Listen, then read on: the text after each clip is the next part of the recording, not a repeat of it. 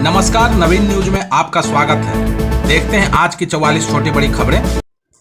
बिहार की राजनीति इस समय बड़े बदलाव के दौर से गुजर रही है। मुख्यमंत्री नीतीश कुमार के दिल्ली दौरे और राज्यसभा जाने के फैसले के बाद राज्य में नई सरकार के गठन को लेकर सियासी हलचल काफ़ी तेज हो गई है। इसी के साथ बिहार के अगले मुख्यमंत्री को लेकर कई नाम चर्चा में हैं और एनडीए के भीतर मंथन जारी है। मुख्यमंत्री नीतीश कुमार के दिल्ली पहुंचने के बाद उनकी मुलाकात गृह मंत्री अमित शाह समेत बीजेपी के शीर्ष नेतृत्व से हो सकती है। इस बैठक में बिहार में नई सरकार के गठन, मुख्यमंत्री के चेहरे और सत्ता संतुलन पर चर्चा होने की संभावना है। बताया जा रहा है कि इस अहम बैठक में बिहार बीजेपी के कई वरिष्ठ नेता शामिल होंगे। बीजेपी और एनडीए के सामने सबसे बड़ी चुनौती सामाजिक संतुलन साधने की है। ओबीसी, सवर्ण, दलित और महिला प्रतिनिधित्व जैसे पहलुओं को ध्यान में रखते हुए ऐसा चेहरा चुनने की कोशिश होगी जो सभी वर्गों में स्वीकार्य हो और राजनीतिक संदेश भी मजबूत दिया जा सके। बिहार में मौसम का रंग बदल चुका है। मौसम विभाग ने राज्य के अधिकांश हिस्सों, खासकर उत्तर और पूर्वी बिहार में अगले 24 घंटों के लिए ऑरेंज और येलो अलर्ट जारी किया है। तेज हवाओं, बिजली गिरने और ओलावृष्टि की भी संभावना जताई गई है। मौसम विभाग के अनुसार बंगाल की खाड़ी से आ रही नमी और उत्तर पश्चिमी चक्रवातीय सिस्टम के मिलन के कारण 40 से 60 किलोमीटर प्रति घंटे की रफ्तार से हवाएं चल सकती है। इसके साथ बिजली गिरने और ओलावृष्टि की भी घटनाएं हो सकती है। सीतामढ़ी, शिवहर, मधुबनी, सुपौल, अररिया, किशनगंज, पूर्णिया, कटिहार, दरभंगा, मुजफ्फरपुर, वैशाली, समस्तीपुर, सहरसा, मधेपुरा, खगड़िया, मुंगेर, भागलपुर, बांका और जमुई में बारिश और तेज हवा के लिए येलो अलर्ट जारी किया गया है। काल बैसाखी अप्रैल मई में अचानक आने वाला एक मौसमी तूफान है। यह पश्चिमी बंगाल, असम, बिहार, झारखंड और उड़ीसा में ठंडी और गर्म हवा के टकराव से बनता है। इसके कारण तेज हवाएं, वज्रपात और बारिश होती है जो जान मान के लिए खतरनाक साबित हो सकती है। मुख्यमंत्री नीतीश कुमार एक बार फिर दिल्ली पहुंच गए हैं। राज्यसभा सांसद के रूप में शुक्रवार को शपथ ग्रहण होगा। उपराष्ट्रपति सीपी राधाकृष्णन उन्हें संसद में दोपहर 12:15 बजे शपथ दिलाएंगे। नीतीश ने दिल्ली में बातचीत के दौरान कहा कि 3-4 दिन में बिहार लौटकर सीएम पद छोड़ देंगे। हालांकि बिहार के नए मुख्यमंत्री को लेकर वे कुछ नहीं बोले हैं। उनके साथ जनता दल यूनाइटेड के कार्यकारी अध्यक्ष संजय झा, मंत्री विजय चौधरी भी दिल्ली पहुंचे हैं। वहीं नीतीश कुमार की प्रधानमंत्री नरेंद्र मोदी और भाजपा के शीर्ष नेताओं से भी मुलाकात हो सकती है। दूसरी ओर नीतीश के बाद बिहार में नए सीएम पर भारतीय जनता पार्टी की भी शुक्रवार की अहम बैठक बुलाई गई है। हालांकि इस बीच मुख्यमंत्री नीतीश कुमार ने बिहार में नई सरकार और नए सीएम को लेकर चुप्पी साध ली है। अगला मुख्यमंत्री कौन होगा, उनकी पसंद का होगा, इस पर नीतीश कुमार ने कोई फिलहाल जवाब नहीं दिया है। इससे बिहार सरकार में नीतीश के उत्तराधिकारी को लेकर अभी भी सस्पेंस बरकरार है। बिहार की सियासत में शिक्षक बहाली TRE 4 को लेकर नया राजनीतिक विवाद खड़ा हो गया है। नेता प्रतिपक्ष तेजस्वी यादव ने विधि व्यवस्था, शराबबंदी और स्वास्थ्य के बाद अब शिक्षा के मुद्दे पर नीतीश सरकार को घेरते हुए बड़ा हमला बोला है। तेजस्वी यादव ने कहा कि सरकार ने अब तक TRE 4 की वैकेंसी जारी नहीं की है, जबकि BPSC कैलेंडर के अनुसार यह परीक्षा अगस्त 2024 में हो जानी चाहिए थी। तेजस्वी ने कहा कि 17 महीनों की महागठबंधन सरकार में मेरी विशेष पहल पर शिक्षा विभाग को राजद कोटे में लेकर सर्वप्रथम युद्ध स्तर पर शिक्षा विभाग में TRE 1, TRE 2 के अंतर्गत रिकॉर्ड 2,02,000 से अधिक अभ्यर्थियों को ज्वाइनिंग कराई गई। अपने एक हैंडल पर उन्होंने लिखा कि हमने TRE 3 की भी नियुक्ति प्रक्रियाधीन कराई, लेकिन जनवरी 2024 में हमारे सरकार से हटते ही पेपर लीक के कारण यह परीक्षा विलंब से हुई। फिर चुनावी साल 2025 में वर्तमान मुख्यमंत्री नीतीश कुमार ने लिखा और युवाओं से वादा किया था कि बिहार में सरकारी विद्यालयों में शिक्षकों की रिक्तियां की गणना कर जल्द ही TRE 4 परीक्षा आयोजित की जाएगी। आज उस घोषणा के लगभग 1 वर्ष बीत चुके हैं, लेकिन अब तक TRE 4 की वैकेंसी जारी नहीं हुई है। मुख्यमंत्री नीतीश कुमार के इस्तीफे के बाद अगले सप्ताह बिहार में नई सरकार के गठन की संभावना है।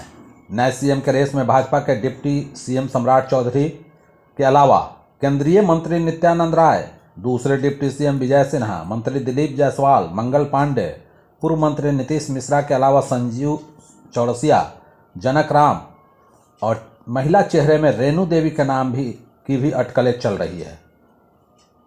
हालांकि भाजपा की अहम बैठक के बाद नए सीएम के नाम पर सहमति बनाई जा सकती है। एनडीए में इस बात पर अंदर खाने सहमति बन गई है कि अगला सीएम भाजपा का ही होगा। हिंदी पट्टी का बिहार एकमात्र ऐसा राज्य है जहां भाजपा के नेतृत्व में अभी तक सरकार नहीं बन पाई है। भाजपा बीते 20 सालों में नीतीश कुमार के साथ बिहार में सरकार का हिस्सा रही है। इस बार पहला मौका होगा जब बिहार में भाजपा का मुख्यमंत्री बनाया जाएगा। नए सीएम के नाम पर अभी मुहर नहीं लगी है। राज्यसभा संसद की शपथ लेने के बाद नीतीश कुमार जब पटना वापस लौटेंगे, इसके बाद कभी भी सीएम पद से इस्तीफा दे सकते हैं। पटना वासियों के लिए एक अच्छी खबर है। पटना वालों को जल्द बिना ही जाम में फंसे एयरपोर्ट से पटना सिटी तक पहुंचने का सपना पूरा हो जाएगा। दरअसल राजधानी पटना के पूर्वी और दक्षिण पूर्वी इलाके का दक्षिण पश्चिम क्षेत्र से जुड़ाव मजबूत होने जा रहा है। पथ निर्माण विभाग जल्द ही 292.74 करोड़ रुपए की लागत से शहर को एक वैकल्पिक फ्लाईओवर देने की तैयारी में है। इस फ्लाईओवर के बन जाने से पटना सिटी, कंकड़बाग आदि इलाके के जनता का सचिवालय, एयरपोर्ट तक की आवाजाही आसान हो जाएगी। पटना सिटी और कंकड़बाग से लेकर पटना एयरपोर्ट तक आने जाने वाले लोगों को अक्सर जाम की समस्या से जूझना पड़ता था। इसी समस्या को देखते हुए पथ निर्माण विभाग ने फ्लाईओवर विद सर्विस लेन बनाने का फैसला लिया। इसके तहत मीठापुर से चिरैयाटांड़ होते हुए करबिगहिया को जोड़ने के लिए 4 लेन एलिवेटेड कॉरिडोर का निर्माण किया जा रहा है। वर्तमान में फ्लाईओवर पहुंच पथ और सर्विस रोड का काम युद्ध स्तर पर चल रहा है। विभागीय अधिकारियों के अनुसार परियोजना के पहले चरण का काम अंतिम चरण में पहुंच चुका है। इसे अगले 1 से 2 महीनों में पूरा कर लिया जाएगा।